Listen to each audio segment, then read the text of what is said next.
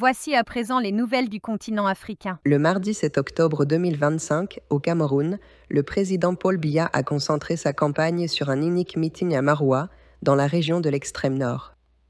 Âgé de 92 ans et candidat à un 8e mandat, il a choisi son principal bastion électoral pour ce rare déplacement.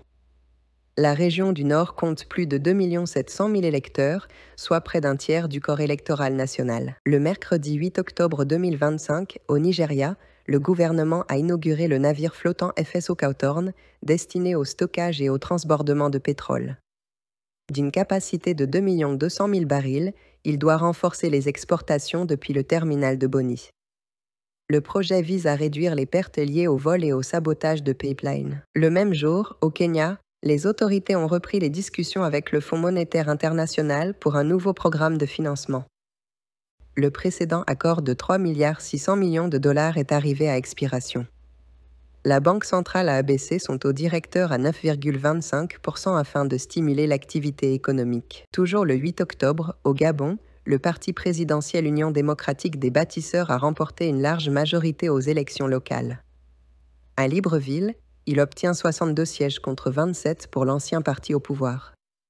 Selon les résultats provisoires, l'UDB domine également le premier tour des législatives avec 55 sièges sur 145. Le jeudi 9 octobre 2025, en Afrique du Sud, le Trésor national a reçu plus de 100 propositions pour une émission de dette de 500 millions de dollars.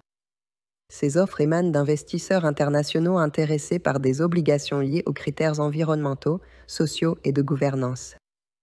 Les autorités sud-africaines estiment que l'objectif de financement sera atteint sans difficulté. Ce même jour, les églises catholiques du Cameroun et de Côte d'Ivoire ont appelé à davantage de transparence avant les élections présidentielles.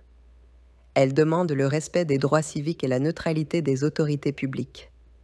Les scrutins sont prévus le 12 octobre au Cameroun et le 25 octobre en Côte d'Ivoire. Enfin, le même 9 octobre, les responsables religieux ont souligné que la confiance des citoyens dépendra de la crédibilité du processus électoral.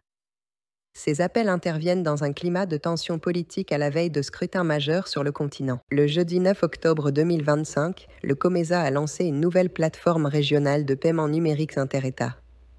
Ce système vise à permettre des transactions commerciales en monnaie locale et à réduire les coûts de conversion en dollars à moins de 3%.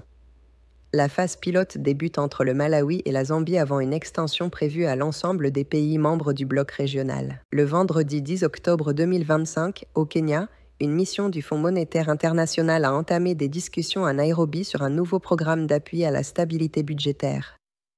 Le précédent accord de 3,6 milliards de dollars ayant expiré, les négociations portent sur les réformes fiscales et la soutenabilité de la dette. Ce même jour, au Cameroun, les régions anglophones ont connu une montée des tensions à la veille de l'élection présidentielle du 12 octobre. Les habitants de North-West et South-West disent craindre de nouvelles violences, tandis que le président Paul Biya reste favori pour un 8e mandat. Enfin, une étude internationale a indiqué que les pays en développement remboursent chaque année 3,9 milliards de dollars de dette nette à la Chine, soit davantage qu'ils ne reçoivent de nouveaux prêts. Ce déséquilibre met en évidence le poids croissant du service de la dette et ses effets sur l'investissement dans les infrastructures et le climat. Le dimanche 12 octobre 2025, le Cameroun a organisé son élection présidentielle dans laquelle le président sortant Paul Biya, âgé de 92 ans, brigue un 8e mandat.